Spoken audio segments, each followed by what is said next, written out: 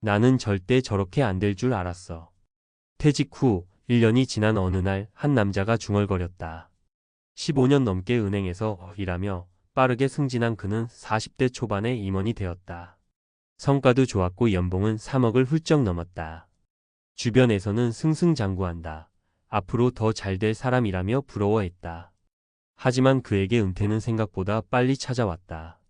회사는 구조 조정을 이유로 그에게 명예퇴직을 권유했다. 당시에는 퇴직금도 꽤 많았고 이 정도 경력이면 어디서든 잘 될 거야 라고 믿었다. 그런데 현실은 달랐다. 1년이 지난 지금 그가 벌고 있는 돈은 한 달 200도 안 된다. 우리는 흔히 돈을 많이 벌면 은퇴 후에도 문제 없다라고 착각한다. 하지만 은퇴 후의 삶은 돈만이 아니라 준비된 사람과 그렇지 않은 사람의 차이로 갈린다. 오늘은 실제 사례를 통해 은퇴 후 겪게 될 현실을 이야기해 보려 한다. 1. 나는 잘 나갔어. 과거에 갇힌 사람의 최후. 첫 번째 사례는 박철민 가명 씨다. 그는 42세에 은행 부행장 자리에서 퇴직했다. 마지막 연봉은 3억 5천만 원. 명예퇴직금을 포함해 10억이 넘는 돈이 그의 계좌에 들어왔다. 주변에서는 이제 편하게 살아도 되겠네라고 말했다. 그도 그렇게 믿었다. 하지만 은퇴 후 삶은 예상과 달랐다. 이 정도 경력이면 컨설팅도 할 수 있고 강의 요청도 많이 올 거야. 그는 이런 기대를 가졌다. 그러나 시장은 냉정했다. 첫 번째 현실 금융권은 변화 속도가 빠르다. 퇴직 후 2년이 지나자 박 씨의 지식과 경험은 시장에서 점점 뒤처졌다. 두 번째 현실 강의 요청은커녕 후배들도 그때랑 지금은 너무 다릅니다 라며 조언을 원하지 않았다. 세 번째 현실 경력을 살려 취업하려 했지만 40대 중반의 전직 임원을 원하는 곳은 없었다. 기업들은 젊고 저렴한 인력을 선호했다. 결국 그는 아내 몰래 대리운전 일을 시작했다. 한 달 수입은 18만 220만 원. 자존심은 바닥을 쳤고 사람들을 피하며 지냈다. 나는 한때 잘 나갔는데 이 생각이 그를 더 힘들게 했다. 교훈 은퇴 후에는 과거 경력보다 새로운 시장에서 자신을 어떻게 포지셔닝할 것인가가 중요하다. 퇴직 전부터 현실을 직시하고 준비해야 한다. 2. 내 돈이면 다 되는 줄 알았다. 무너진 투자자의 말로. 두 번째 사례는 김상훈 가명 씨다. 그는 은퇴 직전 투자에 관심을 갖기 시작했다. 주변에서 주식과 부동산으로 돈을 버는 동료들을 보며 자신도 해야겠다는 생각이 들었다. 퇴직 후 그는 퇴직금과 모아둔 돈 12억 원을 가지고 주식과 부동산에 올인했다. 초반에는 운이 좋았다. 주식이 20% 올랐고 부동산도 상승세였다. 하지만 몇 년 후 경제 상황이 변했다. 첫 번째 현실 금리가 오르며 부동산 가격이 급락했다. 갭 투자로 매입한 오피스텔은 세입자가 안 들어와 대출이자를 혼자 감당해야 했다. 두 번째 현실 주식시장이 폭락하자 투자금의 40%가 증발했다.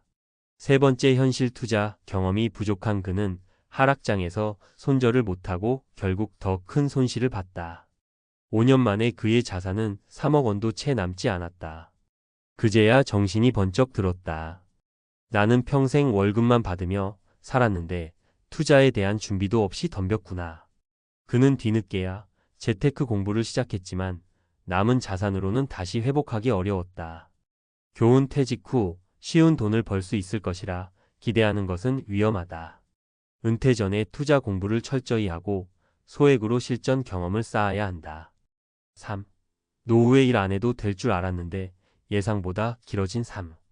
마지막 사례는 조영숙 가명 씨다.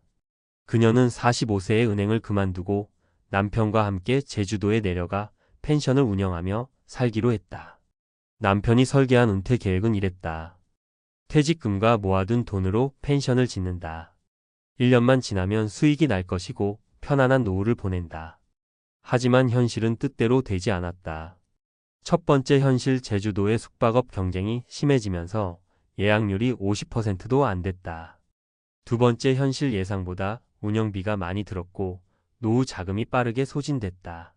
세 번째 현실 은퇴 후 15년 이상 더 살 것을 예상하지 못했다. 60대 중반이 되니 건강이 예전 같지 않아 더 이상 펜션 운영도 힘들어졌다. 결국 그녀는 65세에 다시 일자리를 구해야 했다. 하지만 그 나이에 할 수 있는 일은 많지 않았다. 작은 마트에서 캐셔를 하며 하루 7시간을 서서 일했다. 나는 남들보다 빨리 은퇴해서 편하게 살 줄 알았는데 그녀는 후회했다. 교훈: 은퇴 후 삶은 예상보다 길다. 노후에도 지속적으로 돈을 벌 수 있는 구조를 만들어야 한다. 결론: 은퇴 후 망하지 않으려면 은퇴는 끝이 아니라 새로운 시작이다. 그리고 이 시작을 어떻게 준비하느냐에 따라 전혀 다른 삶이 펼쳐진다. 1. 과거의 경력에 집착하지 말고 새로운 스킬을 배워라. 2. 투자에 대한 환상을 버리고 은퇴 전에 실전 경험을 쌓아라. 3. 노후에도 지속적인 수입이 들어올 구조를 만들어라. 지금 당신이 누리는 안정적인 월급이 평생 보장되는 것이 아니다. 준비된 자만이 은퇴 후에도 흔들리지 않는다. 이 글을 보고 있는 당신, 퇴직 후 한 달 200도 못 벌이는 삶을 피하고 싶다면 지금부터 준비하라. 앞서 이야기한 사례들을 보면 은퇴 후 삶은 돈이 많다고 끝나는 게 아니며 어떻게 준비했느냐가 핵심이라는 것을 알 수 있다. 그렇다면 이제 중요한 질문이 남는다. 도대체 어떻게 준비해야 은퇴 후에도 흔들리지 않을까? 오늘은 은퇴 후에도 안정적인 삶을 유지하는 실질적인 방법을 이야기해 보려 한다. 1. 은퇴 전 2개의 수입원을 만들어라. 대부분의 직장인들은 하나의 수입원 월급에 의존하며 살아간다. 하지만 문제는 퇴직과 함께 이 수입원이 사라진다는 것이다. 은퇴 후에도 지속적으로 돈이 들어오려면 최소한 2개 이상의 수입원을 미리 만들어야 한다. 사례: 퇴직 후에도 흔들리지 않은 50대 부부. 김현수 가명 씨 부부는 남편이 대기업에서 퇴직할 때쯤 이미 2가지 수입원을 준비해 두었다. 첫 번째 수입원: 남편이 퇴직 전에 온라인 강의를 시작해 월 20만 300만 원의 꾸준한 수익을 창출했다. 두 번째 수입원: 아내는 부업으로 블로그와 전자책을 운영하며 월 150만 원을 벌었다. 이 덕분에 남편이 퇴직한 후에도 고정적인 생활비가 유지되었고 불안감 없이 원하는 일을 할 수 있었다. 핵심 교훈: 퇴직 전에 직장 외에서 수입이 나오는 구조를 반드시 만들어야 한다. 이것은 부업이 될 수도 있고 작은 사업이 될 수도 있다. 처음에는 크지 않더라도 꾸준히 키우다 보면 큰 차이를 만든다. 2. 소비 패턴을 미리 조정하라. 퇴직 후 가장 큰 충격 중 하나는 소득이 줄어들었는데도 소비 습관은 그대로라는 점이다. 은퇴 전에 연봉이 높았던 사람들은 고급차, 넓은 아파트, 해외여행 같은 소비가 당연했던 경우가 많다. 하지만 은퇴 후에도 이런 소비를 유지하면 금방 재정이 무너진다.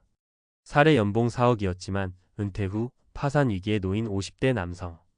이동진 가명 씨는 대기업 임원으로 연봉 4억을 받았다.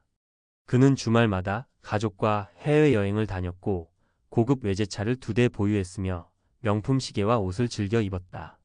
하지만 퇴직 후 현실이 달라졌다. 퇴직금으로 10억이 있었지만 매달 1,500만 원 이상 소비하는 습관을 바꾸지 못했다. 3년이 지나자 남은 돈은 3억 원도 채 되지 않았다. 결국 은퇴 후 5년 만에 재취업을 해야 했지만 원하는 자리도 없었고 연봉은 예전의 14 수준이었다. 핵심 교훈: 은퇴 후에는 수입이 줄어든다. 그렇다면 미리 소비 습관을 조정해야 한다. 고정 지출을 줄이는 연습을 하자. 큰 집이나 비싼 차가 꼭 필요한지 고민하자. 소비를 줄이는 것이 곧 자유를 얻는 길이다. 3. 몸이 자산이다. 건강을 지켜라.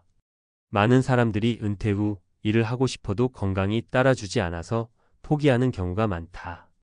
은퇴 후 경제적 문제만큼 중요한 것이 바로 건강관리다.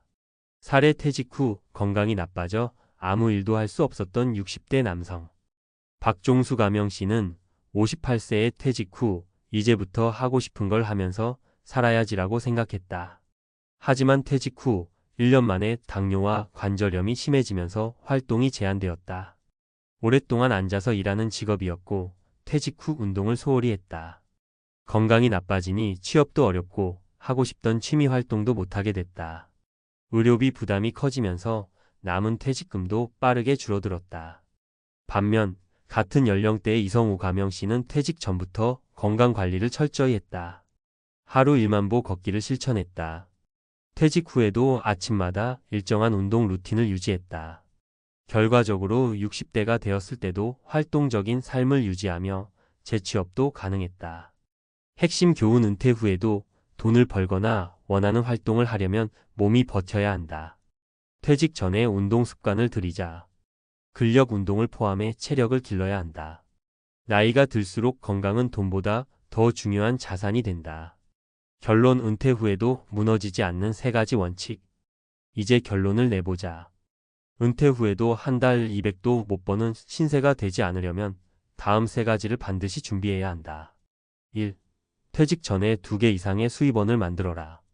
2. 소비 습관을 미리 조정하고 절제하는 연습을 하라. 3. 건강을 철저히 관리해 은퇴 후에도 활동적인 삶을 유지하라. 지금 직장 생활이 안정적이라고 안심해서는 안 된다. 퇴직 후의 삶은 준비된 사람과 그렇지 않은 사람의 차이가 극명하게 나타난다. 나중에 준비해야지는 없다. 지금 당장 실행하라. 당신이 어떤 은퇴를 맞이할지는 지금 당신의 선택에 달려 있다.